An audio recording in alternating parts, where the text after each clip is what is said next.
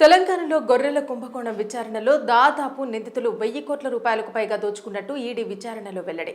వాళ్లు తనిఖీ జరిపినప్పుడు లభించిన కీలక ఆధారాలను బట్టి ఇలా నిర్ధారణకు వచ్చినట్టు ఈడీ స్పష్టం. 200లకు పైగా బ్యాంకు ఖాతాలకు సంబంధించిన చెక్ బుక్కులు, పాస్బుక్కులు, డెబిట్ కార్డులను స్వాధీనం చేసుకున్న ఈడీ.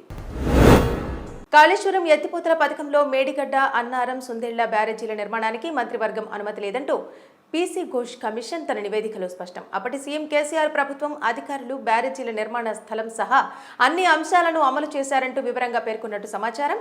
ఈ రిపోర్టును సీఎం రేవంత్ రెడ్డికి అందించిన అధికారులు.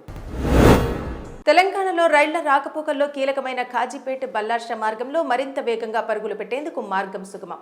దీనికి సంబంధించి 4 రైలు మార్గం పనులు చేపట్టేందుకు రైల్వే శాఖ సిద్ధం.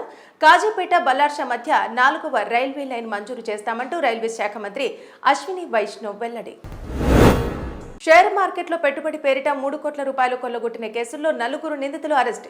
ఓ అమ్మాయి ద్వారా ఫోన్ చేయించి కంపెనీ షేర్లు కొనుగోలు చేయాలంటూ ఒత్తిడి చేసి చివరకు కోట్లు కొల్లగొట్టిన వైనం. మోసగాళ్ల ముఠా ముంబై వాసులుగా, నిందితులు హైదరాబాద్ వాసులుగా గుర్తింపు. రూప్టాప్ సౌర విద్యుత్ ఏర్పాట్లలో కేంద్రం షరతు. దీంతో నష్టపోతున్న కాలనీ అపార్ట్మెంట్ వాసులు కామన్ మీటర్తో రాయితీ రాకపోవడంతో రాష్ట్ర ప్రభుత్వమైనా ఇవ్వాలంటూ అసోసియేషన్ల వినతులు.